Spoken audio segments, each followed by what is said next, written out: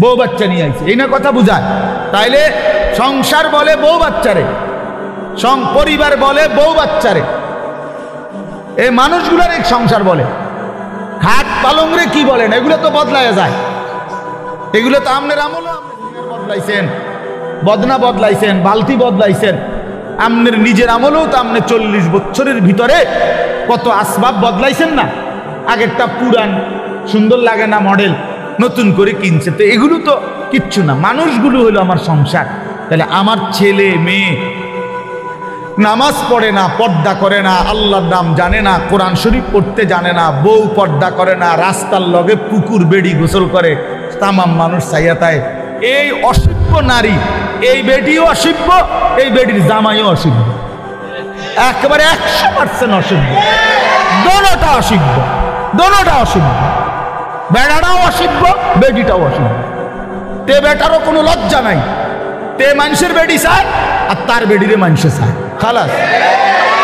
হ্যাঁ, নাই তো এই বেশরম 30 বছরের কামাই দিয়া বেটা তোর বউয়ের জন্য একটা গোসলখানার ব্যবস্থা করতে পারলি না বেটা, তুই কি এর বেটা? বেটা অপদার্থ বেটা, তোর বেড়াই বলে কে বেটা? তো অপদার্থ ছাড়া আর কিচ্ছু না। নিজের স্ত্রীর জন্য একটা, মেয়েটার জন্য একটা নিরাপদ গোসলের ব্যবস্থা করতে পারে নাই পর্দার ভিতরে, এরকম বেহায়া, এটা কেমন পুরুষ? এমন নির্লজ্জ পুরুষ হয় কেমনে? এরকম বেগায়রত, আত্মমর্যাদাহীন। আমার স্ত্রী রাস্তার মানুষে দেখবো, তাহলে আমি জীবনের বাচ্চা থেকে কিনলাম। আমার মেয়ে রাস্তার ফোলাফাইনে টিটকারি মারবো, ইটকারি মারবে, অথচ মেয়ে আমার। তাহলে আমার মতো বেড়াই মুসলমান, আমার বাচ্চা থাকার দরকার কি বেড়া? আমি মরে যাই না কেন? আমি মরে যাই না কেন? আমি পানিতে ডুবি না কেন? বলে। এই জন্য বাবাদেরকে বলি, ইনসাফের সাথে বলে, ইনসাফের সাথে কইলেই কইব কই হুজুর শুনে না, ওনার এই যুগ নাই। কোন যুগ নাই? নূহ আলাইহিস সালামের যুগ নাই নাকি? নূহ আলাইহিস সালামের যুগে তো মোড়েই শুনছে না, কথা বলেন না কেন? কয় না আগের এই যুগ না। কোন যুগ? নূহ আলাইহিস সালামের যুগ। ওই সময় দিয়ে কেউ ইমান আনছে না, অল্প কয়টা মানুষ নেই। তো তাইলে এম তো তখন বালা, কথা বলেন না, এখন বালা না রমিয়া। তো আপনি কোন কি আগের যুগ নাই? কিতাবা কোন যুগ নাই বলেন? এই জন্য বললেই হইল না, এই সমস্ত সামান্য 1-2 শব্দ বললেই হবে না। কোন নারী যদি, স্ত্রী ছেলে মেয়ে যদি নামাজ না পড়ে, পর্দা না করে, আল্লাহর কোরআন না পড়ে, সেজদা না করে, এরপরে তার প্রতি আমার করণীয় কি, এই ব্যাপারে ইসলামের কোনো দিক নির্দেশনা নাই। তো আপনি হেঁটে জিগান না, কথা বুঝেন নাই আমার? যে হুজুর আমি 50 বার বলছি আমার বেডির, আচ্ছা 2 বছর ধরে পর্দা করতে বলছি, কথার কথায় কোনোভাবেই আমার বিবি পর্দা করে না, এখন আমি কি করতে পারি? এই ব্যাপারে ইসলামের কোনো নির্দেশনা নাই। তো সেইটা জিগাইবেন, এরপরের কামটা কি এটা বলতে আপনি জিজ্ঞাসা করবেন। আমি হুজুর কোনোভাবেই আমার বেটি আমার কথা শুনে না, বউ সে আমার শুধু বিরক্ত করে অথবা এই কারণে কষ্ট দেয়। তো আপনি তালাক দিবার আগে আপনি আগে জিজ্ঞাসা করেন যে হুজুর আর কোনো উপায় আছে কিনা, আর কোনো ফর্মুলা আছে কিনা ইসলামে? না, কইয়ে লাভ দিয়ে উঠতেই একেবারে 19 থেকে 20 হইলেই একটা ফাল মাইরে 3 তালাক দিয়ে দেয়, একবার সব 3 তালাক। বেওকুফ বেটা, কথায় কথায় 3 তালাক দিয়ে দাও। আবার ফন্দ হুজুরদের কাছে গিয়ে, হুজুর বুঝছি না, এই সময় মাথা ঠিক আছিল না, এই সময় মাথা ঠিক ছিল না। বলে এই সময় তো মাথা আগের থেকে পুরো ঠিক আছিল, কারণ 3 তালাক দিলে বেডি তালাক হয়ে যায়। পাগলে তো এই কথা বুঝার কথা না, কথা বলেন না কেন? আপনার যে মাথা ঠিক না থাকলে কোনো পাগল, যারা আমরা রাস্তাঘাটে পাগল, এরা কি 3 তালাক দেয়নি? তো আপনি কি করলেন? আপনার মাথা ঠিক আছিল, মাথা আগের চাইতে বেশি ঠিক আছে। সে বুঝে, এটা বুঝে শুনেই কইছে যে এই কথা বললে বেটি কি হয়ে যাবে। এটা তো না বুঝার কি আছে? নাহলে এটা বললেন কেন? আপনি 1 তালাক 2 তালাক না বলি 1 সালাক 2 সালাক কইতেন, তাইলে তার তালাক হইল, নাহলে কইলেন হলে বেডি চালাক, বউ বুদ্ধিমান। বলেন, তার মানে আমাদের সমস্যা একটাই, আমরা আখিরাতকে ভুলে গেছি। মূল বিষয় নেই। আখিরাতকে যদি কারো মনে থাকতো, খোদার কসম, তাহলে নিজের স্ত্রী, নিজের ছেলে, নিজের মেয়ে এবং নিজেকে ঈমান আমলের উপরে রাখার জন্য কি কি পন্থা, ইসলামে অপারগতার কিছু নাই, হতাশার কিছু নাই, শেষ মিনিট পর্যন্ত আর কি করা যায় এ ব্যাপারে ধারাবাহিক নির্দেশনা আল্লাহর কোরআনেও আছে, আমাদের রসুলের জিন্দিগির মধ্যেও আছে। ইসলাম তো একটি পরিপূর্ণ বিধান, কথা বলেন না? ইসলাম কমপ্লিট কি না বলেন? তাহলে যদি পূর্ণ বিধান হয়, তাহলে এমন একটা জায়গা তাইয়া হুজুর আমি আটকাইয়া গেছি যে এইখান থেকে আইসা এবারে আর ইসলামের কোনো হুকুম নাই, এমন হইলে তো এটা পরিপূর্ণ বিধান হইল। আপনি যদি বলেন যে হুজুর আমি 10 বছর বুঝাইছি পুতেরে, সে কোনোভাবেই নামাজ পড়ে না, হালাল খায় না, এখন আর ইসলামের কাছেও 10 বছর পরে কি করণীয় আর কিছু নাই ইসলামের মধ্যে, কাজে কোরআনেও কিচ্ছু নাই, হাদিসেও এই ব্যাপারে কোনো কথা নাই, কারণ আমি কি করতে পারি এজন্য ছেড়ে দিছি। তাহলে এ কথা বললে আপনার ঈমান থাকবেনি? কথা বলেন, ঈমান থাকবেনি? কারণ ইসলাম তো একটি পরিপূর্ণ বিধান, কিয়ামত পর্যন্তের জন্য বিধান। তাহলে পৃথিবীর শেষ ইসরাফিল ফু দিলেও যদি কোনো প্রশ্ন আসে, কোনো বিষয় আসে, সেটার সমাধানও আল্লাহর কোরআনে আছে, রসুলের জিন্দিগিতে আছে। আজ এই কথা বলার কোনো সুযোগ নাই বাবা, একজনই বুঝেন। আপনি একজনরে বললাম, মনে করেন আমি একজনও যদি বুঝেন আমি সার্থক।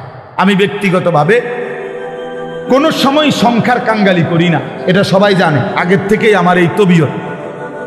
অর্থাৎ কয়জন এটা নিয়ে আমার কোনো সময় কোনো মাথা ব্যথা নাই, আমি বলতে থাকি এই আজকে 21 বছর আমার এই জিন্দিগি, আলহামদুলিল্লাহ। অর্থাৎ বলতে থাকা দরকার আমার। কয়জন, একজন শুনুক আর 1 লাখ শুনুক, খালাস, শুনছে তো শুনছে। তো আমি ধরে নিলাম যে আমি একজনকেই বলব। এক ভাই তার ফিকির আসলো নিজের পরিবর্তন, স্ত্রী সন্তানের পরিবর্তন। প্রিয় বাপ, প্রিয় ভাই, এটা এই এক কথাটাই মনে রাখেন, নিজের সংশোধন, নিজের স্ত্রী সন্তানের সংশোধন, ঈমান আমল, আখিরাত, স্ত্রী বউ বাচ্চা এবং নিজের ওযু গোসল নামাজ রোজা, হালাল হারাম পাক না পাক, খোদার কসম এইটা নজর রাখা, এটাকে 1 নাম্বার প্রায়োরিটি, প্রাধান্য দেওয়া, এটাই মুমিনের পরিচয়, এটাই মুমিনের ডিউটি। আমার বউ বাচ্চার নামাজ আগে, বাদ পরে। আমার বউ বাচ্চার পর্দা আগে, এরপরে দুনিয়া। দুনিয়া মনে করেন আমার বেরিয়ে আমার বউয়ের লগে থেকে যদি বালতিটা কিনতো ভালো হইতো, ভালো চয়েস করতে পারতো, আমি মনে করলাম, কিন্তু পর্দার খেলাফ হবে, দরকার নাই, বালতি একটু কম সুন্দর হোক, তারপরও বিবির পর্দা হেফাজত। তার মানে মুমিনের ফিকির থাকবে আগে কি দিন, আগে কি বলেন না, আগে দিন, আগে দিন। ছেড়ে দিছেন আপনারা, যার কারণে ছেলে পেলে লাওয়ারিসের মতো হয়ে গেছে।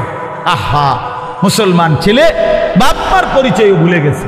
কিসের বাপ মা? যার চুল বেঈমানের মতো, তার আবার বাপ মা কিসের? বলেন, একটা ছেলেকে জিজ্ঞেস করেন, এই যে ছেলে তোমরা বলো বাবা, তোমার কে তোমার বাবা? তোমার বাবা মুসলমান না ইহুদি? বলো তুমি। তাইলে তাহলে তুমি এই চুল রাখলা কেন? বলো, কোন জানোয়ারের চুল রাখলা? কোন বেঈমানের চুল রাখলা? কোন কাফেরের চুল রাখলা? বলো, বলো, বেটকি দিয়ে উড়ায় দাও একটা কথা বললেই।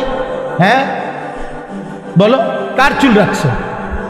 তোমার বাবা মুসলমান, তো তুমি বেঈমান পছন্দ হইল কেন? কাফের বেঈমান তোমার পছন্দ হইল কেন? বলেন। মূল কথা হইল পারিবারিক কোনো বন্ধন নাই, বাবা মার এই ফিকিরে নাই যে আমার ছেলে মেয়ের ঈমান আমল হইল আমার দায়িত্ব, এইটা বুঝেই না, মনে করে ভাত তরকারি, মনে করে বাজার সদাই, আমি কামাই করে দিছি, খালাস খালাস। না রে বাবা, এটা কথা না। আমরা মুসলমান, আমাদের প্রথম ডিউটি আমার নিজের ঈমান আমল, আমার দ্বিতীয় ডিউটি আমার স্ত্রী সন্তানের ঈমান আমল। কু আনফুসাকুম, এই 1 নাম্বার। 2 নাম্বার, ওয়া আহলিকুম, পরিবারকে বাঁচাও। প্রথমে নিজেকে বাঁচাও জাহান্নাম থেকে, 2 নাম্বারে পরিবারকে বাঁচাও জাহান্নাম থেকে। 3 নাম্বার, ওয়া আনদির আশিরাতাকাল আকরাবিন, আল্লাহ বলছে নিজের আত্মীয় স্বজন, নিকট আত্মীয় যারা, তাদেরকে বাঁচাও জাহান্নাম থেকে। 4 নাম্বার, লিতুনদিরা উম্মাল কুরা ওয়া মান হাওলাহা, নিজ এলাকা যেটুকু এই এলাকা এবং তার আশপাশের মানুষদেরকে আল্লাহর ভয় আখিরাতের ভয় দেখাও। এই 4 নাম্বার। 5 নাম্বার, কুনতুম খায়রা উম্মাতিন উখরিজাত লিন-নাস তা'মুরুনা বিল মা'রুফ ওয়া তানহাউনা আনিল মুনকার। এবার চেষ্টা করো সারা পৃথিবীর বিশ্ব মানবতাকে, সমস্ত মানুষকে আল্লাহর দিকে ফেরাবার চেষ্টা করো। খালাস, ইসলামের এই 5টা আমার দায়িত্ব বন্টন করে দিয়েছে কোরআন। 5টাই কোরআনের আয়াত। 1 নাম্বার নিজেকে বাঁচাও, 2 নাম্বার বউ বাচ্চাকে বাঁচাও, 3 নাম্বার আত্মীয় স্বজনকে বাঁচাও, 4 নাম্বারে নিজ গ্রাম মহল্লা এবং আশপাশের মানুষকে বাঁচাও, 5 নাম্বার সারা পৃথিবীর মানুষের ফিকির করো, সারা পৃথিবীকে বাঁচাবার চেষ্টা করো, চেষ্টা করো, সারা উম্মতে মুসলিমাকে বাঁচাবার চেষ্টা করো। আল্লাহ নবী সাল্লাল্লাহু আলাইহি সাল্লাম ফজরের নামাজের ওয়াক্ত হলে মা ফাতেমার ঘরে মেয়ে ওনার ঘরের কামরায় গিয়ে ওনারে উঠাইতেন। ফজরের ওয়াক্ত নবী সাল্লাল্লাহু আলাইহি সাল্লামের চাচা আব্বাস ওনারে গিয়ে উঠাইতেন। নবীজির ফুফি সাফিয়া, ফুফু আর কি, ফুফু ওনারে গিয়ে উঠাইতেন আর ডাক দিয়ে বলতেন, আনকিজি নাফসাকে মিনান নার, হে চাচা, হে ফুফি, জাহান্নামের আগুন থেকে নিজেকে বাঁচান। ফাইন্নী লা উগনি আনকি মিনাল্লাহি শাইআ, বলতেন ফুফু, চাচা, আল্লাহর কসম। মেয়ে ফাতেমাকে বলতেন, ফাতেমা, আমি তোমারে মুহাম্মদের মেয়ে বললে, মুহাম্মদের চাচা এ কথা বললে, মুহাম্মদের ফুফু বললে আমি হাসরের ময়দানে কোনো উপকার করতে পারবো না। নিজের ঈমান, নিজের সেজদা, নিজের তাকওয়া এটা দেখাইয়া হাসরের ময়দানে মুক্তি নিতে। মুহাম্মদের স্বাস্থ্য ভাই কইলে হইতো না। হ্যাঁ, নবী পাকের মেয়ে বললে হবে না, নবী পাকের চাচা বললে হবে না। নবীজির চাচা বললে যদি জাহান্নামের মুক্তি পাওয়া যায়, তো আবু তালেব, আবু লাহাব, আবু জাহেল, আবু লাহাব তারাও তো বলবে আমি তো চাচা। কথা বলেন না কেন? তাইলে তখন কি হবে? এই জন্য নবী বলছেন, না না, আত্মীয়তার পরিচয় হবে না, ঈমান আমলের পরিচয়। ফাইযা নুফিখা ফিস-সূর ফালা আনসাবা বাইনাহুম ইয়াওমাইদিন। আল্লাহ বলেন, হাসরের মাঠ যখন কায়েম হবে, কেউ কাউকে কোনো আত্মীয়তার নসব মানে কি? আত্মীয়তা, বংশের কোনো পরিচয় হবে না। ওয়ালা ইয়াতাসাআলুন, কেউ কাউকে ভালো মন্দ জিজ্ঞেস করবে না।